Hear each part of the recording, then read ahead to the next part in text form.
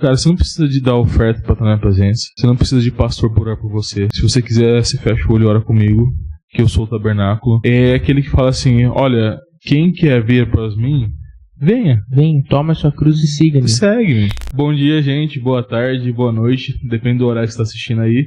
Esse é o Pod Paz. Talvez mude esse nome aí, mas provavelmente será esse. Talvez, depende da repercussão, depende da agenda desse rapaz aqui, a gente tem outros episódios falando a respeito de Jesus, falando a respeito daquilo que é principal pra gente, que é a nossa fé, né? Aquilo que a gente acredita, aquilo que a gente ama. E nada melhor do que começar falando a respeito de Jesus. Mas antes disso, queria que o Miguel se apresentasse aí, falando quem ele é. Depois me apresento, que eu esqueci, né? Exato. Bom, eu sou o Miguel. Certo? Sou o Miguel. Tenho frequentado aqui recentemente, né? A Batista do Bela Vista. Estou andando com o pessoal aí. Muito bom. Temas que me interessam, né? Que eu estudo, que eu gosto, assim. Filosofia, teologia, psicologia e tal. E principalmente, assim, de uns tempos para cá, tenho me debruçado, tenho estudado tanto a questão da fenomenologia da experiência religiosa, quanto a questão da mística cristã, da espiritualidade cristã, né? Tanto no seu sentido teológico, quanto no seu sentido prático. Maravilha. Eu sou o Natan, sou também da Igreja Batista do Jardim Bela Vista. Atualmente estou servindo como líder de jovens. E então, essa ideia, como eu disse, é um primeiro episódio, então a gente está com bastante desconfortável, esquisito. A gente está sentando num espinho, sei lá. Mas eu creio que vai melhorar, que vai ficar bom. E a gente vai desenvolvendo conforme a conversa. Miguel, quem é Jesus? Quem é Jesus? Eu preciso saber. Quem é Jesus? Eu quero muito conhecer. Ó, eu tava conversando com um amigo meu esses dias. E pra mim, uma das coisas que eu vejo com a igreja cristã, recentemente, é que parece que ela tem um afastamento daquilo que é Jesus. E parece que Jesus está perdendo um pouco a importância, e principalmente conhecer ele. Eu queria que você falasse qual que é a sua percepção a respeito disso. Eu concordo porque parece que a gente se afasta da pessoa, da figura e da mensagem de Jesus de diversas formas. Enquanto, pensando em igreja evangélica brasileira, a gente consegue fazer isso com maestria, né? Melhor que ninguém. Porque parece que, assim, desde as questões políticas, ideológicas, até mesmo as nossas próprias tradições teológicas, tradições históricas, eclesiásticas, enfim, parece que tudo isso faz com que a gente gaste muito tempo pensando igreja, pensando evangelho, pensando vida cristã, para além de quem é Jesus, o que ele fez. E parece que a gente abre mão do direito dele de dizer quem é. Da autoridade dele de dizer, eu sou esse, mesmo que vocês discordem, nós discordamos. Nós discordamos não só entre nós discordamos dele. É por isso que a gente precisa do Espírito dele, né? Porque a gente discorda de quem ele mesmo diz que é. E o nosso coração tem estado muito duro para essa realidade, muito endurecido, assim. A gente não quer muito aceitar que talvez quando Jesus se revele como ele é, ele confronte quem nós aprendemos que ele é. E daí é complicado, né? Tem até acho que essa última série de pregações do pastor Júnior da nossa igreja, né? Ele tratou sobre as cartas, né, do Apocalipse, especialmente as cinco cartas, faltou 2 ainda. E, recapitulando, recentemente a gente passou por uma série de sermões aqui da igreja, né? Sobre as igrejas do Apocalipse. E eu lembro que a gente já conversava sobre isso, eu e o pastor, né? E que uma das coisas que é mais interpretada erroneamente, mais falada erroneamente, principalmente pelos cristãos, principalmente por aqueles que são muito envolvidos com o evangelismo, é aquela famosa frase, né? Eis que estou à porta e bato. Quem abrir, eu cearei, né? Eu entrarei e cearei com vós. E a ideia ali, né? Daquilo que a gente aprendeu e que está no texto ali, é justamente que esse povo estava cultuando a Deus, essa igreja estava cultuando a Deus, cultuando a Jesus mais especificamente. E Jesus não estava nessa igreja. Ele não estava no culto. Ele não tinha entrado. Faltou esse pequeno detalhe, né? Tipo assim, não tem a ver com a porta do coração, mas, por exemplo, tem a ver com Jesus querer fazer parte de uma igreja, querer fazer parte do culto que é prestado a ele. Ele, um culto que é pra ele, e ele tá tipo assim, poxa, eu queria receber isso, né? Eu queria estar no meio de vocês aí, mãe. E daí, assim, é interessante porque a gente tem uma igreja, as igrejas batistas, geralmente elas têm uma boa teologia. Agora, cara, será que não tá faltando Jesus? Exato. Exatamente isso, né? Essa questão de uma boa teologia e deixar Jesus de lado é uma das prerrogativas que eu falei que a gente consegue criar para tirar Jesus do jogo. Né? A gente consegue, assim, é muito fácil a gente nós que pertencemos a igrejas tradicionais e históricas, a gente bater na figura de outras denominações, de outras igrejas, que colocaram na frente da pessoa de Jesus, da sua mensagem, da sua obra, a política, os movimentos identitários, os movimentos ideológicos, ou até mesmo questões como coaching, teologia da prosperidade. É muito fácil a gente bater nisso. Quando nós não vemos que do nosso lado, o nosso orgulho histórico, que é tanto por ser histórico quanto é um orgulho histórico, né? Assim, que já está aí há muito tempo, né? Sim, sim. Isso também pode ocupar o lugar nos nossos cultos. Quando a estética importa mais do que quem está recebendo esse culto. A forma como será feita a liturgia importa mais do que quem estará vivendo a liturgia e para quem estará vivendo a liturgia. Né? Então, tanto no culto, quanto na teologia, no pensamento, né? Quanta gente, né? A gente que é batista há muito tempo, conheceu por aí, que bate no peito e fala que é batistão, mas a gente não quer saber disso, a gente quer saber se você é cristão. Né? Se você tem uma vida com Jesus, uma vida que reflete a luz dele. Né? A gente, assim, essa é uma das, não a única, né? Mas é uma das nossas tentações enquanto igrejas históricas. Batistas, presbiterianos. Aí parece assim pra mim, né? Às vezes a teologia ou a forma do nosso culto é principalmente um empecilho. Principalmente um empecilho para aquilo que pra mim é um dos principais espíritos de Jesus. Eu falo espírito de Jesus, né, pessoal? Não, mas assim, a ideia, pra mim, né? Quando você olha o Evangelho, parece que Jesus tem algumas coisas que ele não abre mão. E parece que tem algumas coisas que ele tipo, quer mostrar pras pessoas, e as pessoas estão com dificuldade de entender isso. E essas coisas, né, principalmente, é uma das que eles mais batem na tecla, e é a principal coisa que ele deixa ali, né? Por exemplo, pra mim, né? Ele fala assim, ó, quando vocês forem o mundo reconhecerá quem eu sou e que eu fui enviado pelo meu Pai. Cara, se parar pra pensar nisso, pô, a gente como batista, a gente é difícil, por exemplo, de comparecer nos congressos, nas associações, então a gente tem dificuldade de estar unido. Agora você imagina juntar os batistas, os presbiterianos, os pentecostais, os assembleianos, cara... A galera sem denominação. Porque assim, o nosso foco principal é sempre falar de Jesus. Agora assim, lógico que tem variação de forma, é natural.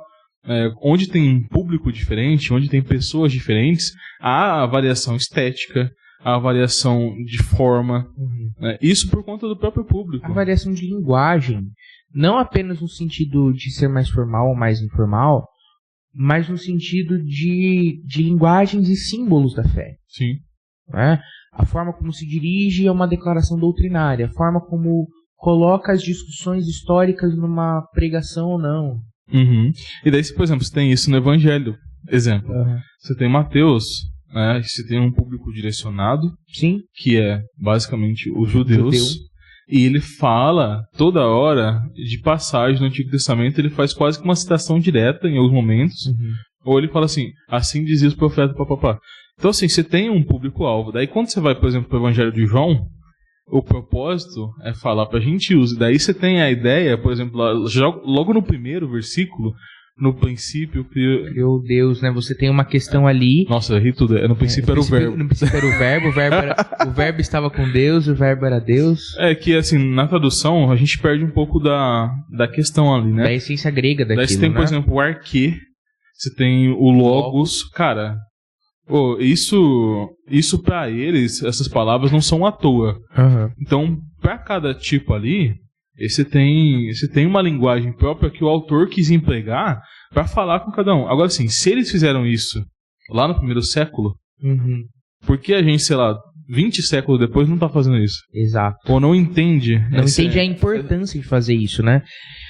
Tem uma questão, assim, que eu acho que é importante quando a gente se dirige aos evangelhos. É uma questão um tanto técnica, mas que importa muito para a vida da igreja. Que é o seguinte, essas distinções, por exemplo, na forma como os evangelhos, os 4 evangelhos, principalmente os sinóticos, mas não só os sinóticos, o evangelho de João também entra nessa questão, ela é construída. Você tem uma questão que está dialogando não apenas com diferentes religiões. Por exemplo, Mateus e Lucas dialogando com judeus. Certo. Não é só essa questão. Você tem uma questão de estrutura de pensamento. Então, por exemplo, quando você tem lá, no princípio era o verbo estava com Deus, o verbo era Deus. A ideia de arre, ou arqué, né, e logos aparecendo ali. Você não tem somente uma questão de, olha, eu estou dialogando linguisticamente. Eu estou dialogando simbolicamente. Existe quando eu evoco essas palavras aqui pro leitor gentílico, eu estou evocando todo um sistema de pensamento que, quando já pensa em ver logos e arre, ele já está pensando na physis, ele já está pensando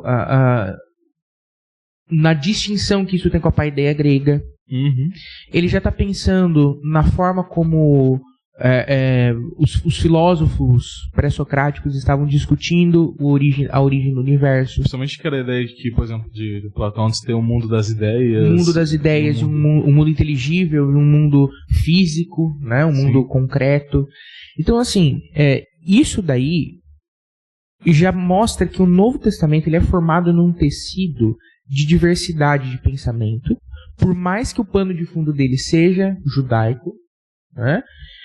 E isso fala para nós o seguinte: olha, vocês não têm apenas que dialogar com diferentes pessoas no sentido da linguagem, mas você tem que dialogar nas perguntas que elas estão fazendo a partir do sistema cosmovisionário delas. Você tem que entender como é que essa pessoa estabelece relação com o mundo. Como ela enxerga o mundo, como ela enxerga o mundo. Como ela estabelece relação com ela mesma e com o próximo. A partir disso você comunica o evangelho. A ideia de um Deus desconhecido não é meramente uma frase que Paulo solta no Areópago. Sim. A ideia de um Deus desconhecido é de alguém que conhece o panteão grego, é de alguém que sabe o lugar que aquele panteão ocupa na vida pública e na vida privada, na experiência religiosa, e ele está mostrando que é a essa realidade que ele comunica Deus, que ele comunica o Evangelho. O que é louco, por exemplo, assim, é que o Evangelho ele entra nas culturas e não muda a cultura em si. Né? Lógico que ele redime a cultura, é outro termo, né? Mas, por exemplo, uma das coisas que faz parte da nossa cultura, né, faz parte daquilo que é ser brasileiro, por exemplo, é quando alguém é recebido em casa, a gente recebe com a mesa cheia. Isso faz parte da nossa cultura. Em outros lugares, cara, isso não tem nada a ver com recepcionar alguém bem. Mas a Bíblia fala assim de um princípio que é maior, e daí, por exemplo, essa é a ideia do diálogo com a cultura. A Bíblia fala sobre hospitalidade. E hospitalidade pode ser o que você entende por hospitalidade dentro da sua cultura. Exato. Agora, por exemplo, você vai lá na Inglaterra, talvez a hospitalidade seja servir um chá pra você. Né? Mas aqui no Brasil, maluco, você tem que ter uma mesa com frango, não sei o que, daí farofa, arroz, mortadela, presunto, queijo. Ninguém nunca come isso no dia a dia, né? Ninguém come. Não, exato. Exato. A pessoa até pensa assim, nossa, vocês comem isso no dia a dia. Não come. A questão é que justamente a gente está mostrando que isso, para essa recepção, essa formulação para nós, é querer te receber bem. Para outras culturas, o querer te receber bem significa incorporar no dia a dia. Sim. Então a gente não vai fazer algo muito diferente. A gente vai fazer com que você participe daquilo que nós comemos, daquilo que nós vivemos. Ou o contrário, pô, agora que você tá em casa, você não tá no hotel, você vai trabalhar com a gente. Exato. Então corta o legume aí, não sei. Isso, cara, é muito enriquecedor, porque a gente entende que o evangelho, ele entra nas diversas culturas, nas diversas formas, e cai justamente com a ideia que a gente tá falando de igreja. Porque a igreja tem a ver com cultura. E cultura de pessoas. Né? Dentro do Brasil, talvez seja o país mais misturado de todos, né? Que a gente tem na mesma casa o pai italiano, a mãe baiana. A gente tem uma mistura, cara, diversa. E qual que é a ideia? Cara, às vezes essas pessoas, elas vão na mesma igreja. Exato. Às vezes não, elas vão aqui na própria igreja aqui no Bela Vista. Nós não temos apenas uma diversidade de etnias no seu sentido antepassado, mas no sentido presente. Nós temos pessoas aqui que não são brasileiras. Sim, tem venezuelano aqui. Tem venezuelanos. Então, cara, isso pra mim, assim, é justamente a proposta do Novo Testamento. E pra mim, vendo a igreja, cara, a gente precisa entender as diferenças. E tirar, tipo assim, do lado aquilo que nos separa. Às vezes, assim, até citando aquela ideia do Oficina G3, né? Você tem aquela música Muros. E ele fala assim que tem muros que a gente mesmo resolve construir. Exato. Não é um muro dado pela realidade. É um muro que nós, com o nosso ímpeto de separar as coisas, de segregar, a gente montou. Exato. Que é, por exemplo, vou dar um exemplo. Se a gente fala assim pro Batista, nossa, mas o cara tá falando línguas lá. Cara, é sincero, de verdade mesmo? Vem de Deus isso? É difícil de julgar. Né? A gente sabe que tem alguns ambientes problemáticos concernente a esse assunto. Com relação a dom de línguas, claro. Concernente a dons em geral, né? Tem ambientes que o cara se diz profeta, profetiza, erra a profecia e o cara continua sendo profeta. E o cara continua, exato. Então a gente tem uma ressalva com o Batista a respeito dos dons de línguas. Entretanto, tá na Bíblia, mano. Daí você vai falar o quê? Não tá errado. Mas assim, o que a gente tem que analisar sempre é o contexto. E esse, por exemplo, dons de línguas, talvez seja, cara, uma das coisas que mais divide. E uma das coisas mais simples a gente for parar pra pensar. Exato. Tem uma coisa também que nessa questão dos dons, que as pessoas, talvez seja por isso um dos motivos que a gente tem muita dificuldade de olhar para os dons como uma coisa que eu posso discordar e ainda assim celebrar, que é o seguinte, tem um livro do Richard Lovelace chamado Teologia da Formação Espiritual, alguma coisa do tipo.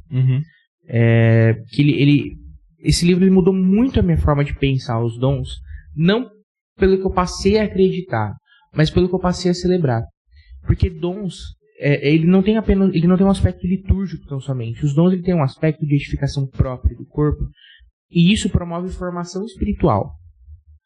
Para além de uma mera manifestação dos dons no sentido visível, você tem uma manifestação de edificação no sentido de aprimoramento de caráter. O caráter aprimora com o tempo, quando esse dom é genuíno, quando ele realmente é dado pelo Espírito. Porque ele nos leva a um tipo de experiência de serviço onde eu preciso me preocupar com que esse dom edifique de alguma forma alguém. A gente estava falando sobre a questão dos dons, que para além de uma mera manifestação do culto, ela tem uma questão de promoção de crescimento, porque agora eu me preocupo na forma como os meus dons vão edificar o outro. Ou seja, um bom exercício dos dons espirituais é o exercício que sai de mim. Certo. Quando as pessoas vivem isso, eu não tenho que concordar ou discordar. Eu tenho que celebrar isso. Mesmo que não seja da forma como eu vivo, muitas vezes. Né? E é por isso que eu tenho alguns amigos que são de outras igrejas aqui de Bauru, que não são igrejas batistas, mas que são igrejas assim que eu vejo vivendo os dons de uma forma muito madura. Né? Pode citar nome? Pode. No caso, porque é um elogio. Nesse caso é um elogio. A Vineyard, por exemplo, aqui de Bauru. Tenho amigos que são de lá, professora de Hope e tal. Cara, o que Deus está fazendo ali é maravilhoso. Não tem como eu não celebrar isso. Quando eu ando com os caras, vejo o que isso está produzindo em termos de maturidade espiritual na vida deles. Sim. E isso é para ser celebrado. Porque eles estão saindo deles e indo pro outro com esses dons. Legal. Né? Benção. Isso tem promovido impacto missionário, impacto evangelístico. Os dons estão aí para isso. E assim, cara, a gente fala, pra mim, né, a gente tem divisão até na maneira de que a igreja é feita. A igreja é feita, vamos pensar desse jeito, né? Vamos pensar na questão da estética, por exemplo. Uma das discussões que eu mais vejo ainda, não só no meio batista, eu sou novo batista, né? Então, eu tenho 4 anos de batista só. Mas eu ando em outras igrejas, assim, eu vejo assim que tem muita discussão a respeito se pode pintar a parede de preto ou não. É uma discussão, assim, que não faz sentido, cara. E outra, é pequena. Eu penso assim, né? Mas eu posso estar muito errado, assim. Deixa essa abertura aqui, né, de parênteses. Cara, seguinte, a parede de quem? É da igreja. Você pinta de que cor a igreja decidir que tem que pintar. Né? Quiser pintar de neon, verde, sei lá, pinta de verde. A nossa igreja, inclusive, tá verde do lado de fora. É verdade, tá verde. Do lado de fora, no caso, né? Mas a igreja parece. Como aqui, né? A igreja é da parede verde. Então. Então, assim, daí, assim, isso causa conversa, cara. Sim. Né? Lógico que isso não é suficiente pra trazer divisão das que a gente conhece, mas é um ponto de discordância. E tá tudo bem. E isso, pra mim, assim, a unidade é isso. A unidade, você fala assim, tem coisas que o Miguel acredita que eu não acredito. Mas o principal, ele acredita. É preservado. E daí, cara, pra mim acaba a discussão. O que ele acredita? Ele acredita em Jesus. Nossa. Aí, mano. Aí acabou. Daí já era. E outra, ele acredita num Jesus que deixa Jesus se revelar. Fala um pouco mais sobre isso. Beleza. Jesus se revelando. Jesus se revelar, né? O que acontece? Desde o Antigo Oriente Próximo, na época que o Antigo Testamento estava sendo escrito, e também no panteão grego, na paideia grega, isso é uma questão do ser humano. Desde que religião é religião, nós temos um certo ímpeto de querer especular sobre Deus a partir de algum método que repousa sobre nós ou sobre o universal de Deus. O que eu quero dizer com isso? Rapaz. A gente está saindo sempre do universal, seja no humano ou no divino, e indo para o particular. Certo? Ou seja, o que a gente tem sobre Deus que ultrapassa todas as religiões e que é um grande apontamento de que essa talvez seja a realidade de Deus mesmo no nosso coração, inclusive no sentido de impressão da lei no coração, porque todas as religiões querem um Deus que é bem supremo. Então, bem supremo provavelmente é um universal de Deus. Soberania é imutabilidade. Isso é um universal de Deus. Então a gente vai do universal para o particular. Então como é que como é que desse universal a gente conhece o Deus Yahvé, por exemplo?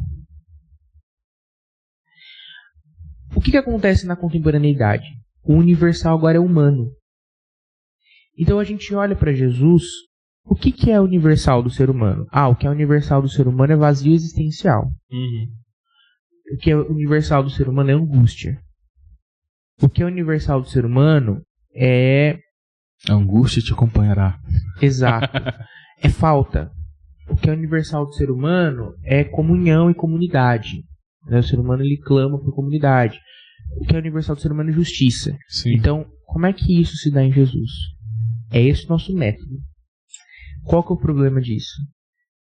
Jesus está acima da forma como a gente consegue estipular e conceber. O que significa que o nosso verdadeiro método, que dá a ele o direito dele de se revelar, tem que sair do particular histórico, ou seja, do Jesus.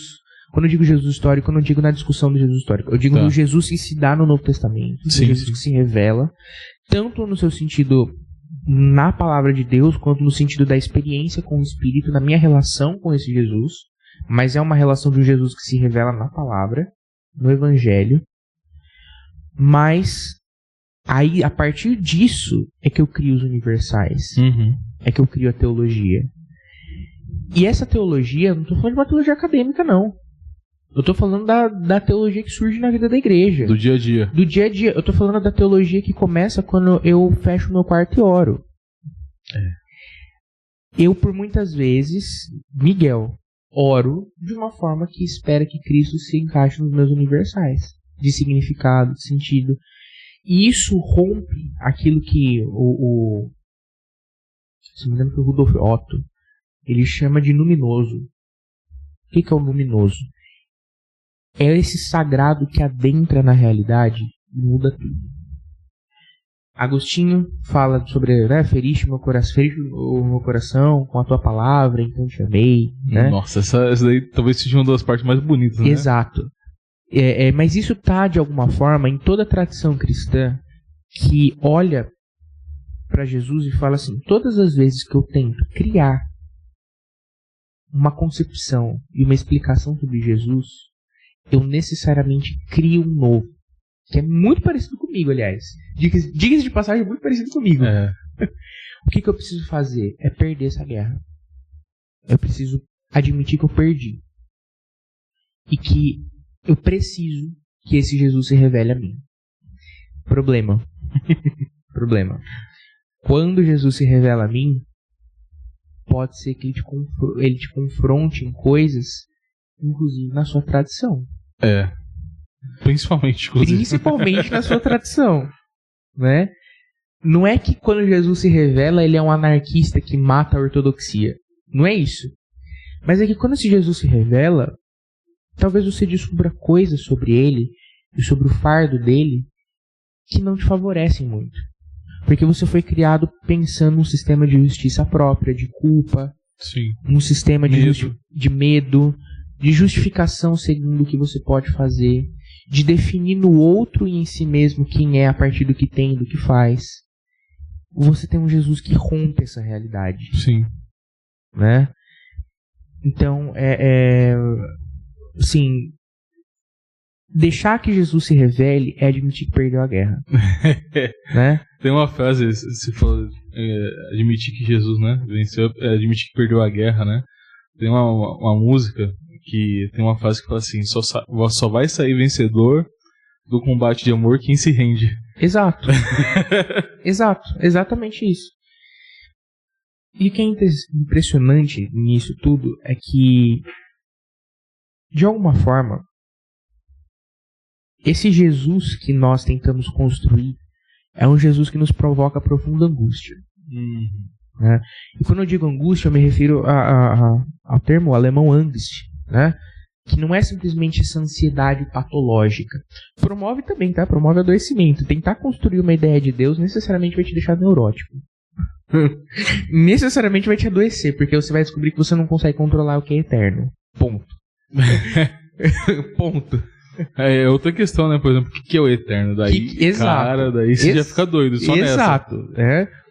Só que, para além disso, existe a realidade de que perder essa guerra e deixar que Jesus se revele é perder a angústia no sentido do vazio de controlar o sagrado. Tem uma imagem, né, uma figura, né, de um conto do Rubem Alves, que é uma gaiola aberta e um pássaro saindo. Né? E alguns estudiosos de mística protestantes, eles usam essa figura do Rubem Alves para dizer que o sagrado ele precisa ser liberto. E algumas, da hora, hein? E algumas pessoas olham para isso e falam, esse papinho aí é coisa de liberal, esse papinho aí... Não é isso. Libertar o sagrado significa admitir que o Espírito Santo pode soprar em lugares que eu não sopraria. Sim. Né? E aí eu acho que volta na questão do fazer igreja. Porque quando a gente abre mão desse direito de dizer o que é o sagrado e deixar que ele se revele a nós, deixar que ele diga quem ele é, deixar que Deus diga quem ele é, a gente vai começar a olhar para pessoas que nós não olhávamos antes. E a gente vai começar a olhar para ímpetos do nosso coração que a gente não olhava antes. Por exemplo, antes dessa minha experiência, eu nunca tinha parado para pensar que a teologia que eu produzia segregava a gente. Que a teologia que eu produzia olhava para as pessoas e procurava mérito nelas. Isso é histórico, inclusive. Isso é histórico. Você vê, por exemplo, alguns séculos atrás, você vê homens de Deus que a gente lê os livros e fala assim, nossa, cara, esse cara é profundamente bíblico, conhece profundamente a Deus, e essa pessoa é a mesma pessoa que dava canetada pra manter a escravidão. Exato, era gente que tinha escravo. Que tinha escravo. E que se sabe historicamente que não era um bom dono de escravos pra piorar. Como se já não fosse ruim o suficiente ter escravos, né? Lógico que a gente tá analisando, por exemplo, diante da lente do século XXI, que exato. não produz escravos, a gente tá olhando alguém, sei lá, de 2 séculos atrás. Mas o que é bacana, cara, é assim, isso entra dentro daquilo que você tá falando da experiência, né, com Deus.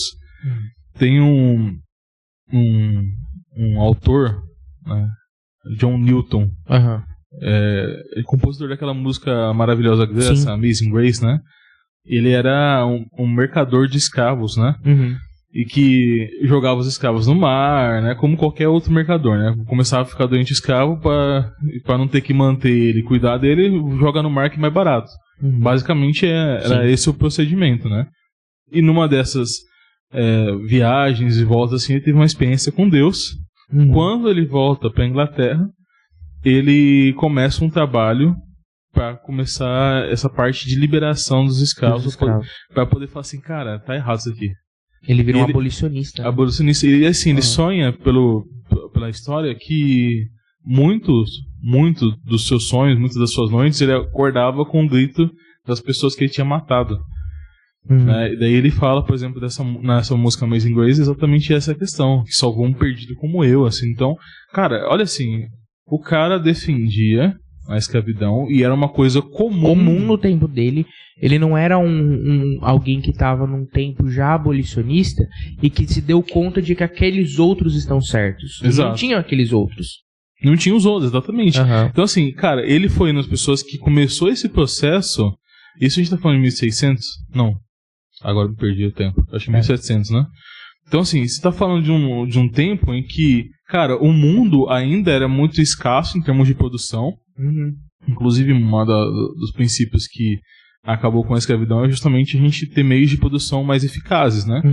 Então, ele tá vindo do mundo que ainda tem produção escassa de recursos, e ele começa a lutar, cara, por conta que Jesus Cristo invadiu o natural dele, a vida dele. Né? Ele falou assim, cara, isso daí é histórico, isso aí é uma perspectiva, cara, que a gente não tem como falar. Quem que convenceu esse cara? Quem que foi lá? Não, o seu Newton? Você precisa enxergar que esse outro é humano. Né? Mas é muito real, porque por um lado que a gente tem que enxergar os eventos históricos em seu nível histórico, a gente também tem que enxergar a escritura. E a escritura fala sobre dignidade humana. Eu por muito tempo olhei para questão, como eu nasci num lar evangélico e comecei a estudar teologia lá pela adolescência. A realidade da escravidão sempre foi uma realidade que eu sabia que tiveram teólogos que eu lia e que defenderam, né? Sim. E lógico que essa é uma questão difícil de ser tratada e tal, mas eu era muito da perspectiva que tentava justificar historicamente. O contexto deles era outro. Tal. E é verdade, o peso é outro. O peso na história, sim, né? Sim. Realmente. Mas a escritura era a mesma. Na escritura, o ser humano recebe um nível de exaltação na criação porque é feito a imagem de Deus. Sim. E sim, só para ver um parênteses dentro daquilo que você está falando, inclusive nos primeiros séculos em que o cristianismo chegou, as crianças e as mulheres eram tidas como descartáveis, como algo que não fazia parte da sociedade como um todo. A sociedade, principalmente, é formada por homens, segundo a perspectiva da época. E quando o evangelho vai chegando nas comunidades, você vai vendo isso mudando. Você vai ver as crianças adquirindo e tendo mais relevância, sendo mais cuidados ao longo do tempo. A gente tem histórias de civilizações que quando a criança nascia com alguma deficiência é descartada. Algumas civilizações, inclusive, quando não nascia homem, boa parte era descartada. Sim. Descartada, eu falo morta mesmo. Exato. Né? E aí como é que fica o fato de que o evangelho chegou ali e mudou essa realidade? Né? Por isso que, assim, esse Deus que adentra a história, ele muda, ele faz com que a gente se relacione com o pensamento do nosso tempo de uma forma diferente. Não é uma forma, como algumas pessoas podem imaginar, ascética. O que eu quero dizer por ascético é quase que monástico. Você trocou ascético por monástico, mas assim, é quase que de entrar num lugar separado, espiritual e elevado, e eu não lido com essas coisas do mundo. Não é isso. Tanto é que, pegando o exemplo do John Newton, isso promoveu nele luta anti-escravagista, luta abolicionista. Ou seja, eu me relaciono com o meu tempo. Só que eu me relaciono com o meu tempo partindo do pressuposto que Deus, o eterno, a eternidade entra nesse tempo e muda as coisas. Isso é a questão, né? Exato. Então, sabe, eu acho que muitas dessas dificuldades que nós temos de pensar igreja, cultura, evangelho e etc, tá porque a gente vive muito fechadinho na nossa realidade da nossa cidade, da nossa igreja, e se a gente for um pouquinho crítico na realidade brasileira. Mas eu instigo quem está ouvindo a olhar para missões mundiais. Isso se daqui for pro ar, né? Isso se for pro ar. A olhar para missões mundiais. Cara, entre no site do Portas Abertas, da Junta de Missões Mundiais, do Perspectivas, da AMTB, Associação de Missões Transculturais Brasileiras. Cara, o que Deus está fazendo é tão histórico quanto isso que aconteceu com John Newton. Né? E às vezes a gente está preocupado com a questão da parede preta, porque a gente não está tão ocupado assim orando e vendo o que Deus está fazendo e enviando gente, orando por missões. Porque quando a gente olha para essa realidade, nós vemos o evangelho mudando em muitos países. A questão da prostituição infantil. Em muitos países. Muitos países. A questão da inclusive no nosso. Inclusive no nosso. Bem lembrado. A questão da exploração infantil. A questão da violência contra a mulher. A questão de tratar o deficiente ora como um deus. Em alguns existem países, né? Enfim, na asa menor ali, que o deficiente ou ele é a pessoa com deficiência, ou ela é uma divindade, ou ela é um demônio, assim, né? Geralmente demônio. Geralmente demônio, exato. E o evangelho chega e muda isso. Né? Nós recebemos algum tempo aqui um missionário, que não podemos falar o nome dele, não acredita, né? Sim. Mas que era um teólogo islâmico que se converteu como? Né? Se ele não tinha incentivo para isso, ele perdeu tudo ao se converter. Mas ele, inclusive, era a profissão dele ser um teólogo islâmico, né? Ele é da Turquia. Mas quando ele se converteu, o Espírito Santo adentrou na realidade novamente. Ele abriu mão do direito de dizer quem Jesus era. E pediu que Jesus dissesse quem ele é. E aí a gente provavelmente vai perder tudo igual ele perdeu. Sim. Inclusive na nossa realidade brasileira. A gente acredita que porque nós estamos numa realidade cristianizada, a gente não vai perder quando tem uma experiência com o evangelho. Nós vamos perder porque o nosso cristianismo é cultural. Sim. Na verdade, assim, ó, voltando pra ideia principal, a ideia é que, assim, cara, a gente enfrenta problemas de todos os lados. Eu e você damos aula num projeto social em que a gente tem uma realidade, assim, no bairro, né, horrorosa. Sim. Principalmente de paternidade, saneamento básico, acesso à cultura. Cara, educação. A gente, por exemplo, tem um termo que é erudito, né, erudição, ou ex-rude, né, é deixar de ser bruto, deixar de ser um ogro, vamos deixar desse jeito, fica mais fácil. Que é justamente assim, a pessoa que tem contato com a cultura, a pessoa que tem contato com a beleza, com a arte, e ela se torna, por pouco, capaz de deixar aquilo da onde ela nasceu e ela se tornar um pouco melhor. E a gente tá falando de uma realidade que, cara, é difícil isso. Exato. É difícil. É um parto. É difícil. É difícil a criança que tenha, por exemplo, acesso a pais que leem em casa e principalmente que leem para ela. Então você não tem incentivo dos pais à cultura. Daí você tem incentivo, por exemplo, do bairro, por exemplo, a sexualização infantil. Sexualização, a uma criminalidade velada, que não é criminalidade necessariamente do tráfico, mas da pequena transgressão. Sim, mas tem também lá, né? E tem do tráfico também, então, exato. olha assim, a gente, cara, tá falando de uma realidade triste que tá presente na nossa cidade. Do nosso lado. A gente tá ali. Exato. Agora, pensa o seguinte, cara. A gente tá discutindo, ainda nas igrejas, se ele pode pintar de preto ou não. Então, assim, eu acho que a gente tá perdendo de foco aquilo que é importante, de verdade, assim. Sim. Eu sou a favor, e pensando, né, lógico que isso é só um pensamento para que a gente comece a mudar. E boa parte das teorias, boa parte das mudanças do mundo começam a partir das ideias, né? Na verdade, dentro da filosofia, tudo é a partir da ideia. Tudo é a partir da ideia, tudo se dá na ideia. Então, assim, é uma ideia, cara, que a gente tem que pensar. Por quê?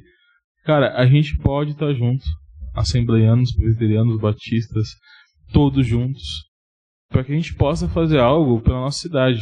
Agora, é aquela questão que a gente fala, a gente tem pessoas que consideram-se cristãs no nosso país, que beira 60%, 80% da população, e a gente tem um país horroroso para se viver. Sim. Agora, se a gente olhar no primeiro século, a gente tem 12 discípulos que fizeram discípulos de verdade e que mudaram o mundo antigo. Sim. Daí você fala, pô, cara, tem alguma coisa errada. Tem alguma coisa muito errada. E sabe o que é, Nathan? A gente também tem muita dificuldade de olhar para o ser humano e questionar se ele tem condições de pensar coisas como a beleza e a verdade. Eu estava conversando com uns amigos essa semana. O Evangelho, ele fala sobre o sentido na vida, sobre um sentido que transcende a vida, ele fala sobre questões existenciais e tal. Problema. Só consegue pensar no sentido na vida quem não está com fome demais e preocupado demais em jantar essa noite, em almoçar amanhã. É verdade. Só tem direito de pensar no sentido na vida quem não tem medo se amanhã vai poder comer ou não. Se amanhã vai ter roupa para vestir. O Evangelho adentra na realidade, por exemplo, pentecostal periférica no Brasil, como uma religião periférica, como uma religião negra, inclusive, né? Pensando aqui no pentecostalismo, e ele dá às pessoas o direito de, nessa realidade, experimentar o que é pensar sobre o sentido da vida. O que é pensar, talvez não com essa linguagem existencial articulada, mas agora eu consigo pensar sobre o que eu vou fazer depois que eu morrer. Eu consigo pensar em fazer outra coisa além de chorar pela realidade dura quando eu fecho a porta do meu quarto. Agora eu oro. Agora eu já consigo pensar na possibilidade de transformação daqueles homens que me oprimem, do meu marido, né? Que me bate, ou que... Agora eu consigo pensar na realidade de transformação do meu coração, da criminalidade que está ao meu redor, né? Só que a questão é que quando o Evangelho adentra nessa realidade, ele dá esse direito não apenas porque ele faz com que as pessoas pensem, mas porque ele fala para o rico, que tem tempo de sobra para pensar no sentido da vida porque tem comida em casa, que agora a comida dele não é mais dele. Agora a comida dele é daquele que não tem. O pão é nosso, né? Exato. O pai é nosso. O pai é nosso e o pão é nosso. Exato. Agora eu tenho a obrigação, o chamado, o dever de não conseguir dormir à noite sabendo que tem um irmão na minha igreja que passa fome. O outro acaba sendo mais importante que a gente. Né? Mais importante do que eu. Agora os últimos que são os primeiros. Agora quem é pequeno, o pequeno é que é grande, quem é grande se faz pequeno, né? Essa realidade dá às pessoas o direito de fazer coisas, de serem humanizadas, porque pensar sobre o sentido da vida é humanizar, pensar sobre a minha responsabilidade diante do mundo é me humanizar, pensar na dignidade que existe intrínseca ao ser humano é me humanizar, porque agora o Evangelho muda as realidades. isso se dá de forma concreta. E é bonito assim, cara. Eu tô tentando achar uma passagem aqui, mas não vou achar. Mas, por exemplo, tem uma passagem, acho que se eu não tô enganado, em 1 Timóteo, deixa eu ver se eu acho rapidinho, que fala a respeito justamente daqueles que são ricos. Mas se não achar, eu vou citar ela, tentar de citar. Cabeça mesmo. Ou pelo menos explicar o sentido da passagem, né? Bom, pode falar. 1 Timóteo 6. Tá. 6, 17. Tá. Fala assim, ó. Ordena aos ricos deste mundo que não sejam orgulhosos, nem ponham a esperança nas incertezas das riquezas, mas em Deus, que nos concede amplamente todas as coisas para delas desfrutarmos. Ou seja, aqui não há nenhuma contraindicação a ser rico, nem a ter riqueza. É só não ser orgulhoso e colocar suas certezas em Deus. Daí 18, que praticam bem e se enriqueçam com boas obras.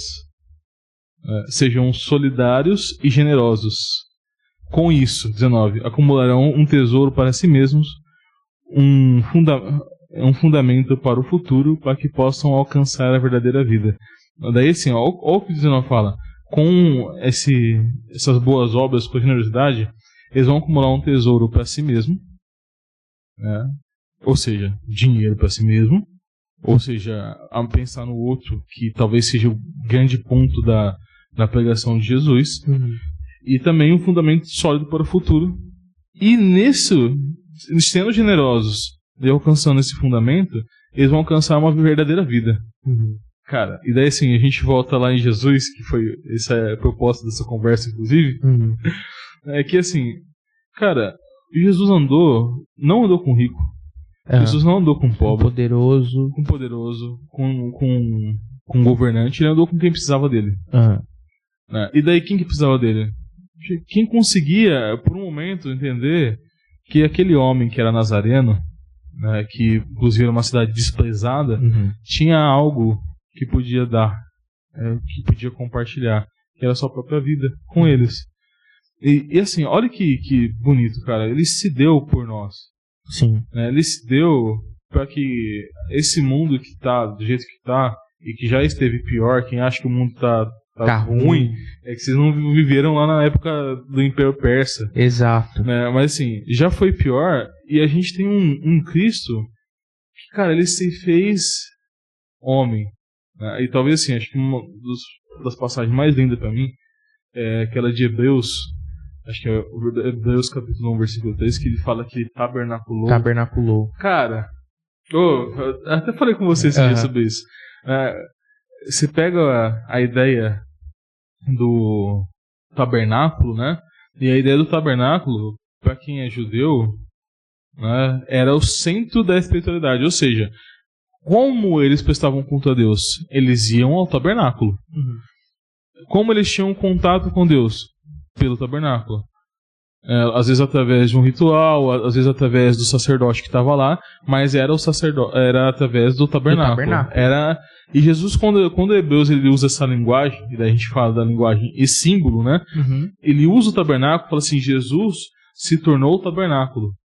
Cara, o que ele tá falando? Não interessa se tem um templo, não interessa se tá no seu barraco, não interessa se tá no banheiro, se tá no metrô, não interessa se você tá pegando um ônibus, se você tá na igreja.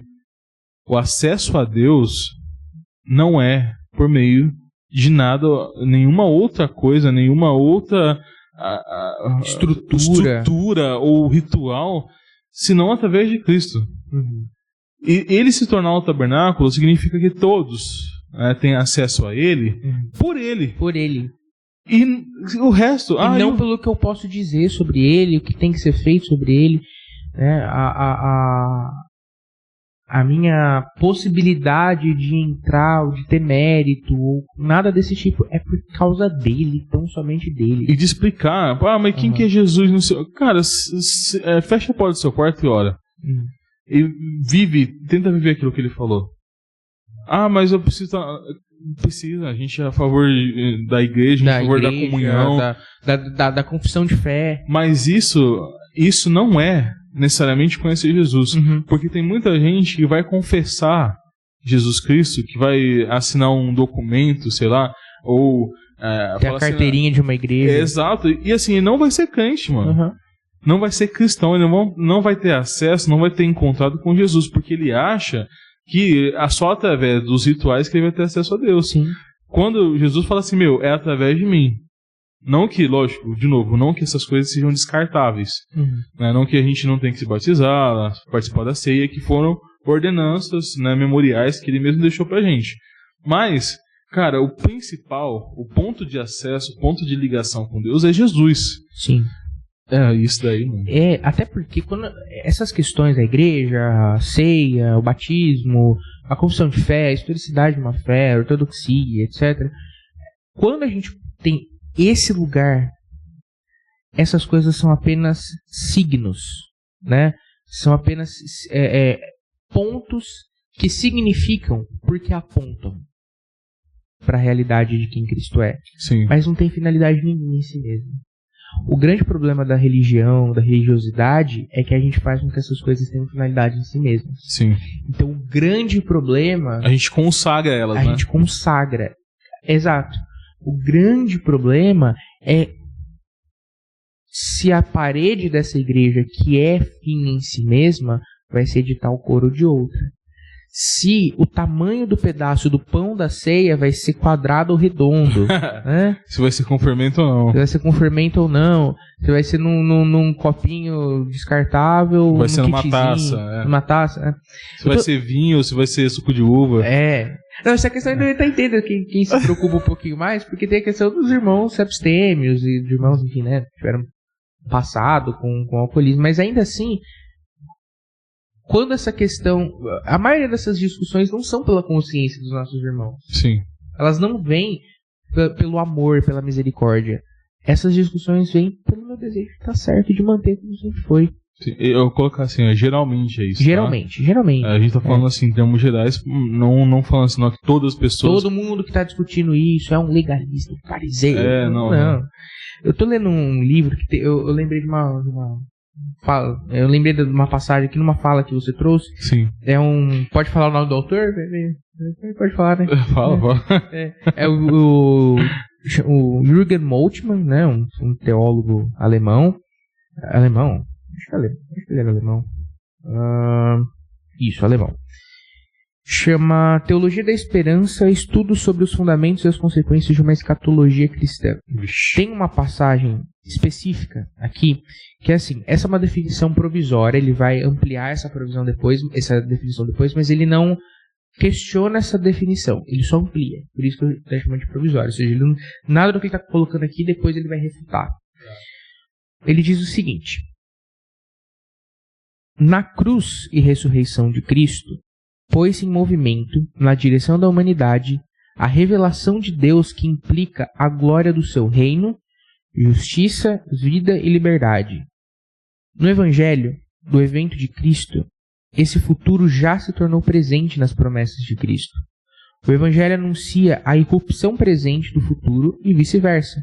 O futuro é anunciado nas palavras empenhadas pelo Evangelho. Por conseguinte, a pregação de Cristo está contida em uma revelação que encerra a proximidade do Senhor que vem. Dessa forma, ela se torna histórica a realidade do ser humano e o engaja na história. O que ele está falando, né? Alemães. Teólogos alemães geralmente escrevem só para alemães entenderem. Os alemães entendem o que eles escrevem. Bom, mas o que ele está dizendo aqui é o seguinte: essa pregação do Cristo que nós vemos na cruz, na sua morte e na ressurreição, é uma pregação que rompe a ideia de uma promessa somente futura. É uma promessa que já se faz presente, a partir da ressurreição. A gente está próximo da Páscoa e a gente está mais do que nunca refletindo sobre essa realidade. E essa realidade faz com que essa promessa de justiça, de vida, de transformação e etc. se faça presente e engaje quem crê nela, tanto no seu sentido histórico, quanto com a própria história. Certo. Nós nos engajamos com a história do Evangelho e por isso nos engajamos com a história presente. Né? Da hora. de outras palavras, acreditar que o que João Batista disse, que já é chegado o reino, é acreditar que a realidade do céu é a realidade já presente na ressurreição, de alguma forma. E ser um agente disso, crer nisso, crer inclusive na relação, na questão profética da igreja dessa realidade, é promover na terra como nos céus. É promover isso. Como que é na terra? Na terra, lágrimas serão enxugadas. Como que é no céu? Céus. Nos céus, lágrimas serão enxugadas. Amém. Então, na terra, eu promovo isso. No céu, as nossas armas serão transformadas, as nossas espadas serão transformadas em arado. Amém. Ou seja, aquilo que Deus criou, que é a natureza, o homem manipulou para a morte. No céu, o homem manipula para a edificação. Amém. Então, agora, crer nisso é ser um agente dessa realidade. Amém. Só pra gente já encerrando já foi 1 hora. Caramba. Eu acho que daria pra ficar umas 3 horas. Eu acho fácil. Opa! Só pra gente já ir caminhando pro final, na verdade encerrando mesmo, porque a gente tem que almoçar, né, bicho? Exato. Pra quem não percebeu, eu e o Miguel estamos com muita fome. Tá quase na hora do almoço e é almoço de sexta-feira santa. Então, com bastante... Deixa quieto. Mas o que eu ia falar, né, principalmente, assim, a ideia é falar de Jesus, e daí a gente pode falar... Nossa, é um tema inesgotável, bem amplo, né? Sem sombra de dúvida, é E inesgotável. a gente acabou indo mais para um sentido de falar como que a gente tem visto o errado Jesus Cristo. E principalmente qual que é a relação que a gente tem tido com a igreja e Jesus Cristo, né? As nossas atitudes perante a sociedade e aquilo que é a igreja de Jesus. E para mim, assim, o ponto alto daquilo que é o ministério de Cristo é quando ele fala assim, ó, vocês ouviram falar a respeito de mim? Vocês sabiam que eu viria, basicamente, né?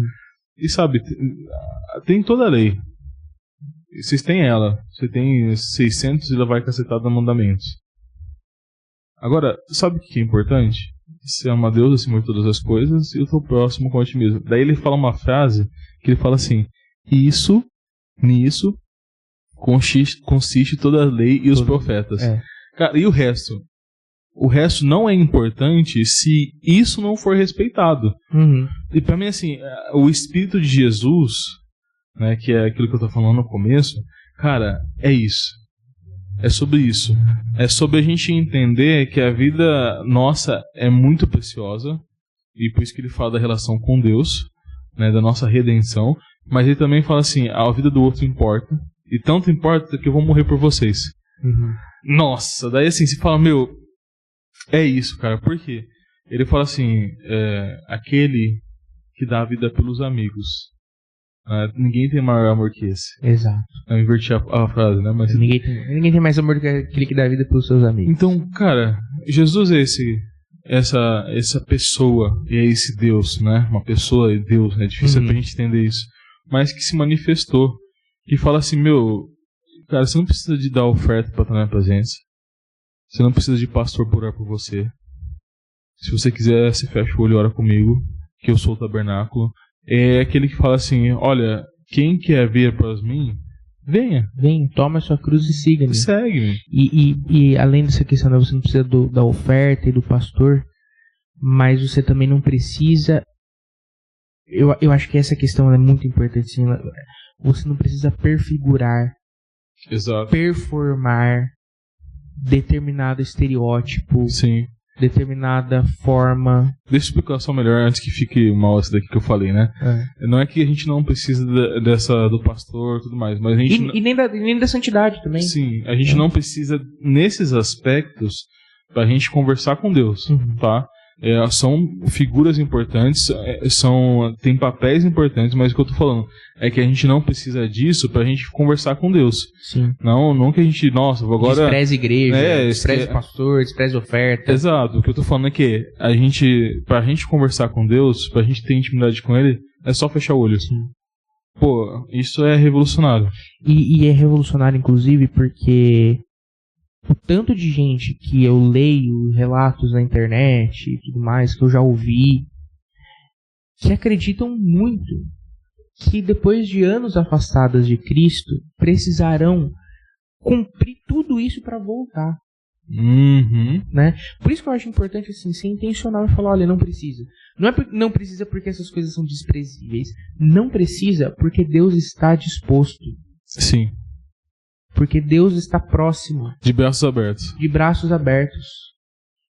Vendo corações contritos. Ouvindo vozes de pessoas que se colocam humildemente na sua presença. Sim. É isso que você precisa. E quando a gente fala, você precisa ser humilde, você precisa ser contrito, como se as pessoas na sua realidade de perdição já não estivessem humilhadas por si só. A condição do próprio pecado é humilhante, né? Você não precisa se esforçar para ser mais humilhado. Você vê, por exemplo, tem até uma passagem, aquela passagem da mulher adúltera, que Jesus estava na praia, né? Esticando as pernas, tomando um bronzeado, e falando assim, Jesus, então, a gente pegou essa mulher em adultério. Daí, assim, primeiro que é meio esquisito, né, se pegar a mulher em adultério. O cara não, o cara tava de boa. Ela adulterou sozinha. Mas assim... Sem querer que aconteceu assim. Então, daí, assim, trazem ela pra Jesus e colocam Jesus numa cilada, né, assim... Fala assim, ó, Jesus, é o seguinte, a lei de Moisés fala que se a gente pegar essa mulher em adultério, é pra gente apedrejar e matar. Mas, se você mandar matar, você está sendo contra o Império Romano, que só quem pode proferir sentença de morte é o Império Romano. Então, beleza. Daí ele vai fazer o que com Jesus, então? Se ele falar que não pode apedrejar ela, o que ia acontecer? Ele ia ficar contra a lei de Moisés. Ia ser morto. Se ele fala que pode matar, ele ia ser morto pelo Império Romano. Pelo Império. Ou pela religião institucionalizada ou pelo Estado. Exato. E daí que Jesus fala assim, que é maravilhoso, né? Quem não tem pecado, que atire a primeira pedra. Ou seja, a resposta é o seguinte, é claro. Vocês não entenderam o princípio pela qual eu vim nesse mundo. Bicho, o princípio do Evangelho, o princípio da realidade de Cristo e daquilo que é o ministério e propósito dele, é misericórdia. Sim. O que ele mostrou pra ela? Filha, você tá arrependida? Vai, não peque mais. Exato. Mas não preciso ficar de banco? não precisa uma disciplina. Não precisa ficar 10 anos? Não. Até porque muitos desses nossos desejos de disciplina, de punição, etc., foi formado em nós porque nós acreditamos muito que Deus é aquele que está a todo momento batendo na porta, só que não para nos convidar ao culto ou mas para punir. Ele tá no céu assim. Esse Miguel não presta, hein? Como se o Salmo 139 fosse sobre um Deus que vai te achar lá no seu pecado para te culpar. E não sobre um Deus que está te conhecendo, vendo a sua realidade, te esquadrinhando contigo até então. E é aquela coisa, né? Essa passagem de Jesus é bonita porque, cara, se a gente for olhar nossa profundidade, entender quem a gente é, entender aquilo, quando a gente está afastado uma moto daquilo que é perfeito, né? A gente vai notar, cara, que a gente é muito bonito por fora. Mas a gente... Nem todos. Nem sei. Mas a gente todo mundo pode, se quiser demonstrar que é bonzinho, consegue. Tá aí os políticos pra provar isso. Pra provar que consegue. Você pode ser a pior pessoa do mundo, você pode provar que você é bom. Você é bom. Então, daí a hora que você olha, você começa a remexer no porão, nas caixas, você vai encontrar muita coisa ruim. E é nessa hora que é o apelo de Jesus. Bicho, vocês pecam também. Vocês precisam da mesma misericórdia que eu entreguei pra ela. Vocês precisam entender que você precisa se render. E, cara, isso pra mim é tudo a respeito daquilo que é Jesus Cristo, aquilo que é o ministério dele. Ele é Deus e todo mundo já sabe disso, né? Então, se fosse pra falar um podcast sobre se ele é Deus ou não, daí dá pra cortar no primeiro minuto, né? Exato. Jesus é Deus e homem, ponto, acabou. Sim, acabou, tchau. Mas assim, pra mim é tão importante quando saber quem ele é entender como ele viveu, né, como ele demonstrou aquilo que é a vontade do Pai, né, que se manifestou perfeitamente nele. E assim, a misericórdia, o amor a Deus e ao próximo está no centro daquilo que é o real dele. É o cerne, exato, exatamente. Afinal de contas, isso dá uma outra e nova realidade para a cruz. Se discute se a cruz tem um efeito jurídico, né, da questão da substituição penal, a ideia de que Jesus pagou o nosso preço.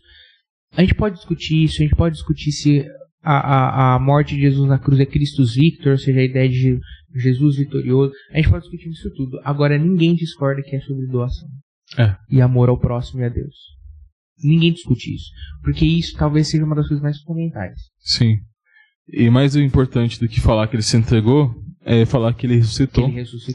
E daí é a grande questão pra gente, né? Mas gente, e a parede preta, e a disciplina? Bicho, é o seguinte... O mais importante do que isso, assim, se Jesus Cristo não ressuscitou dos mortos... Vem a nossa fé. Essa conversa aí é tudo balela. É tudo historinha do Boitatá.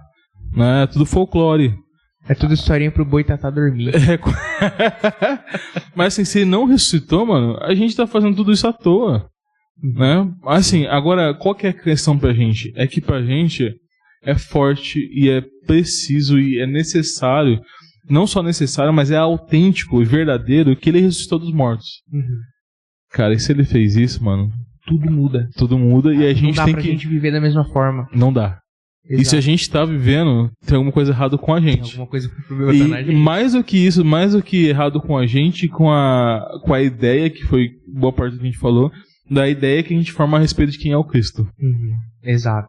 E daí, cara, a gente tá em maus lençóis se a gente continuar igual. Exatamente. Exato. Com isso, quero dizer pra vocês que assistiram, se esse daqui foi pro ar. Se o Nathan terminar de editar, fala assim, vai. Acho que dá pra passar.